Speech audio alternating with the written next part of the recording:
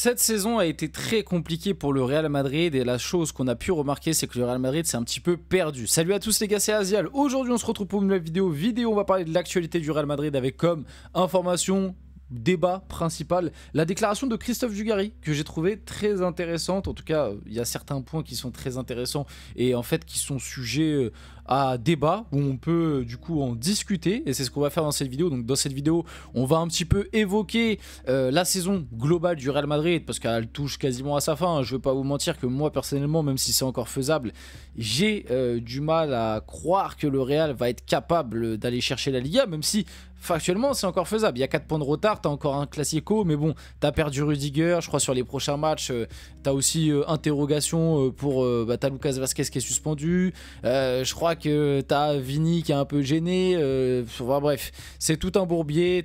T'as des joueurs absents, Ferland Mendy fin de saison, David Alaba fin de saison, Camavinga fin de saison. Voilà, pour moi ça va être très compliqué, trop compliqué, surtout quand tu sais aussi ce qui se passe un peu en coulisses autour d'Ancelotti, autour de Rodrigo. Bon, j'ai du mal à croire que cette équipe va réussir à renverser le Barça en Liga et récupérer les 4 points. Après on sait jamais, ils peuvent nous surprendre, on connaît le Real, hein, même si cette année justement on l'a pas assez reconnu, mais bon, on sait jamais, il peut y avoir cette petite flamme sur la fin de saison qui justement s'allume et peut-être gagner le Classico, faire douter le Barça, récupérer 4 points. Ça me paraît très compliqué, voire impossible, on sait jamais. Donc dans cette vidéo, la saison touche quasiment à sa fin. On va discuter de cette saison du Real Madrid, du recrutement de Mbappé, de plein de choses qui se sont passées aussi dernièrement. Et faire tout simplement un petit bilan, même si je pense qu'on refera aussi un bilan par rapport aux joueurs, etc. De cette saison ratée, complètement ratée à tous les points du Real Madrid, que ce soit en termes de jeu, en termes de résultats et même en termes extra-sportifs. C'est-à-dire que pour moi, hein, je trouve que ça faisait vraiment très très longtemps qu'on n'avait pas eu autant d'histoires extra-sportives autour du Real Madrid que cette saison.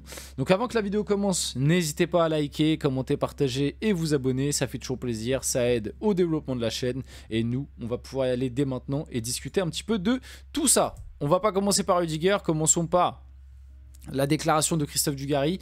Donc il a déclaré: une honte absolue, des méthodes de voyous, de mafieux, le Real a touché le fond. Christophe Dugarry fracasse l'attitude du Real Madrid avant le Classico ce week-end. J'ai été choqué, du coup le Classico a eu lieu et c'est d'autant pire, j'ai été choqué des coups de pression, de la calomnie, de la mauvaise foi. Comment le plus grand club du monde peut donner cet exemple à la jeunesse du monde entier? Le message est dévastateur. Si on ne sanctionne pas, ce sera une catastrophe pour le football et il ne faudra pas s'étonner que la jeunesse se détourne du football, car comme je vous l'ai dit en intro, cette année j'ai l'impression que c'est l'année où il y a eu le plus de problèmes extrasportifs autour du Real Madrid depuis un paquet d'années. Entre on refait la saison, hein. Entre déjà toutes les histoires, entre les 4 de devant, c'est-à-dire on se rappelle au début de l'année les polémiques autour de Rodrigo par rapport au trio Bellingham, Mbappé, Vinicius, ça a délaissé Rodrigo, etc., etc. On se rappelle Rodrigo qui avait fait une interview, qui avait fait des stories Insta pour dire ouais, vous allez voir, vous avez oublié le R mais je suis encore là, etc., etc.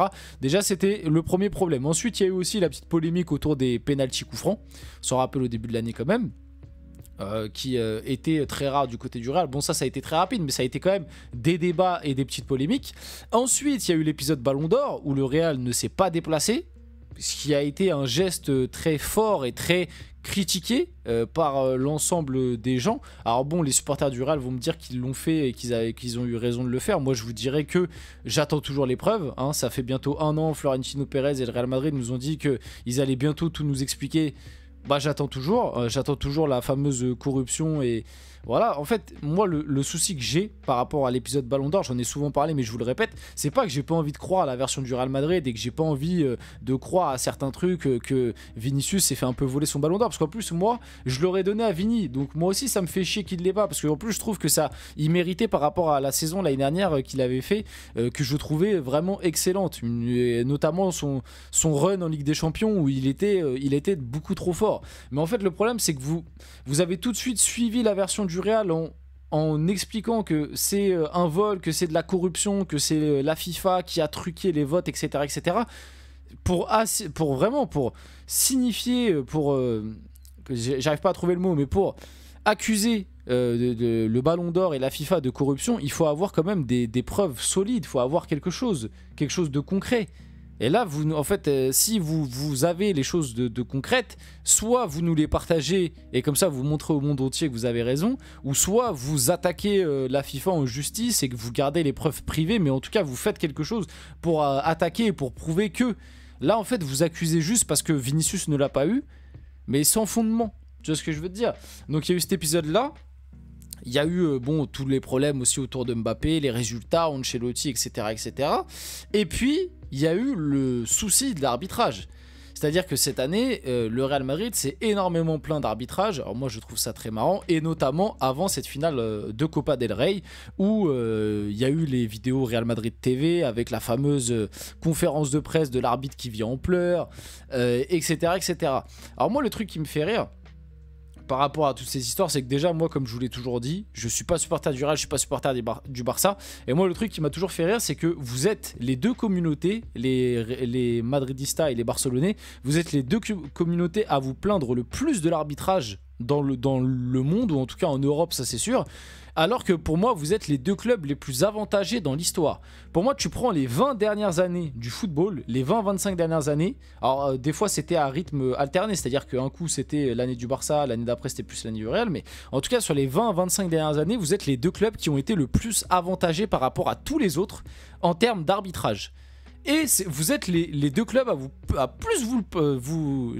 décidément, j'ai bégayé. Vous êtes les deux clubs à vous plaindre le plus. C'est quand même, je trouve, très très drôle. Et moi, le truc qui me fait vraiment énormément rire avec toute cette histoire, c'est que le Real Madrid, cette année, ils se sont donné l'image de « on veut sauver le football espagnol, on veut réformer l'arbitrage, on veut changer ci, on veut changer ça ». Mais c'est quand même bizarre que sur les 2-3 années précédentes, j'ai jamais entendu le Real Madrid parler d'arbitrage. Non mais en fait, moi le truc qui me fait rire, c'est que les équipes qui se plaignent d'arbitrage, c'est jamais les équipes qui gagnent. C'est-à-dire que l'année dernière, le Real Madrid, quand le Real gagnait tous ses matchs, et l'année dernière, ils perdent que 2 matchs dans la saison, j'ai pas entendu une seule fois le Real Madrid vouloir réformer l'arbitrage ou alors faire des vidéos Real Madrid TV. Quand, pareil, il y a 2-3 ans, ils prennent la Liga ou ils prennent la Ligue des Champions, bah, il y a l'année dernière aussi, mais voilà, je les ai pas entendus se plaindre d'arbitrage. Et là, cette année, c'est quand même bizarre, les résultats sont pas bons, le style de jeu est pas bon, mais c'est l'arbitrage. Voilà, c'est l'arbitrage, c'est parce que l'arbitrage il est pas bon, c'est parce que cette année on est victime de corruption, on se fait voler. Voilà, moi je vous le dis, et je vous dis la vérité, je vous le répète, pour moi, toute cette histoire, c'est juste pour détourner le problème de cette saison qui a été que l'effectif est mal construit, que le style de jeu il y en a pas, que les résultats sont pas bons. Du coup le Real Madrid avec son équipe de communication et son armée numérique qui est très solide, parce que ça c'est pareil, le truc d'armée numérique à chaque fois c'est que pour le PSG, c'est-à-dire que tous les grands clubs européens ils ont tous des armées numériques, et celle du Real on la voit, elle est très puissante aussi, comme le PSG aussi, le Barça aussi, Manchester City aussi, le Bayern aussi. En fait tous les grands clubs européens ils ont des armées numériques, mais on le dit que quand c'est le PSG. Voilà, quand c'est les autres clubs, on le dit pas, on ferme sa bouche. C'est quand même très drôle aussi, ça, c'est le 2 poids 2 mesures.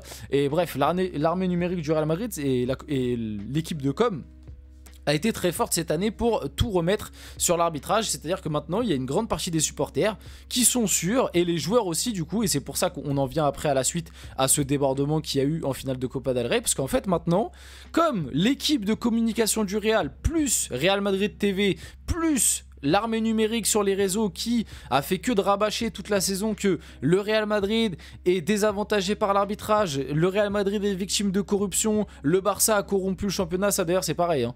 C'est-à-dire qu'il y a 3-4 ans quand le Barça était catastrophique et jouait la Ligue Europa, j'ai pas entendu un fan du Real dire que le Barça avait corrompu la Liga, avait corrompu les arbitres, hein. L'affaire Negreira a commencé à refaire du bruit que quand le Barça a recommencé à gagner. Et attention, je suis pas en train de dire que l'affaire Negreira, il n'y a rien du tout, j'en sais rien. Peut-être qu'il y a eu quelque chose, et peut-être qu'effectivement, enfin il y a eu quelque chose factuellement, parce que le Barça a vraiment payé un arbitre. Mais effectivement, peut-être que le Barça a été avantagé, ils ont payé, etc. Mais en tout cas, pour l'instant, c'est pas prouvé.